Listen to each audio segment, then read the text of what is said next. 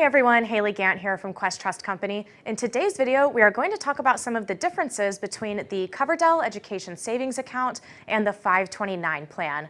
So hopefully by the end of this video, you'll understand some of the differences between these two accounts and figure out which one might be best for you.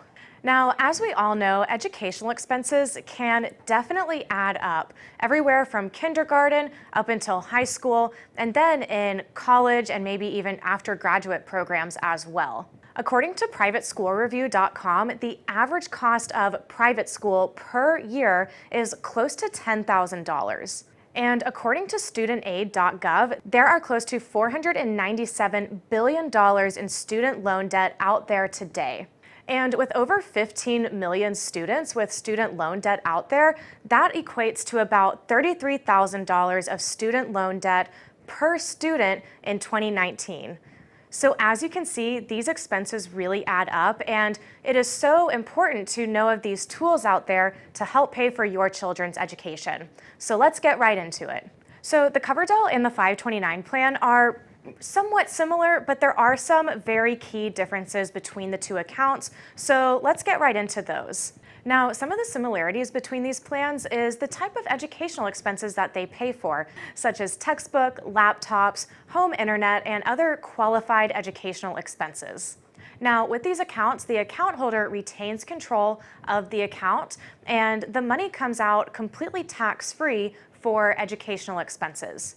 With these accounts, the account holder also maintains control of the distributions, and the accounts grow tax deferred, and the money comes out completely tax-free for those educational expenses. Now, with these plans, if it is a non-qualified distribution, so therefore if it is not for an educational expense, it will be taxable as ordinary income and have a 10% penalty.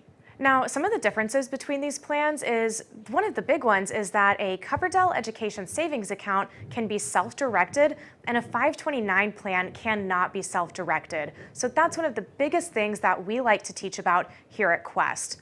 Another one of the big differences is the age range in which you can use those distributions for educational expenses.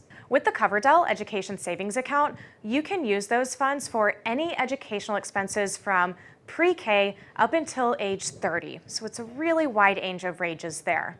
With the 529 plan, it is more so for college-related expenses. Now, with the recent tax bill that was passed, it does allow for you to use up to $10,000 for K through 12 expenses, but that is one of the big differences there between those accounts. Another big difference between these accounts is the overall contribution limits. With the Coverdell, you can contribute a total of $2,000 per child per year until they reach age 18. Now, once the child turns 18, you can continue to self-direct and grow the account and use those distributions for their qualified educational expenses all the way up until age 30.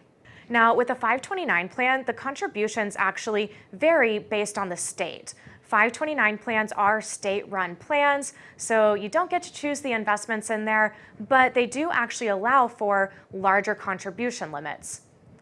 And at this point, I will also add that the two plans are not mutually exclusive to each other. Now, of course, I recommend consulting with the CPA, but it is possible to have both a Coverdell Education Savings Account and a 529 plan for your children. Another important thing to add here is that there is an income limit on the ability to make a contribution to the Coverdell Education Savings Account. For the tax year 2020, your modified adjusted gross income must be less than $100,000 if you are a single filer, or if you file your taxes jointly, your income must be under $220,000 in order to be eligible to make a contribution to the Coverdell. Now, if you are over these limits, that's okay. There is still a way that you can have a Coverdell for your kids. You would just need to elect someone else as the depositor who is underneath those income limits. Now, the 529 plan, there are no income restrictions on this plan, so don't really quite have to worry about that too much there. So all in all, both accounts can be really beneficial. Planning and saving for your children's education is one of the most valuable things that you can do. There is so much student loan debt out there. There's a lot of students that maybe choose not to go to college strictly for these expenses alone. So take the steps, start saving for your kids' education, educate yourself about the different options you have to grow wealth and set aside money for their educational costs, everywhere from kindergarten up until age 30. So I hope this has been helpful to you guys. If you have questions, just give us a call here at Quest. You can reach us at the office at 855-FUN-IRAs or visit our website at questtrust.com. You can chat live with an IRA specialist right there through our website. It is super easy to get a hold of us, and let us help you start saving for your children's education today. We hope to see you soon.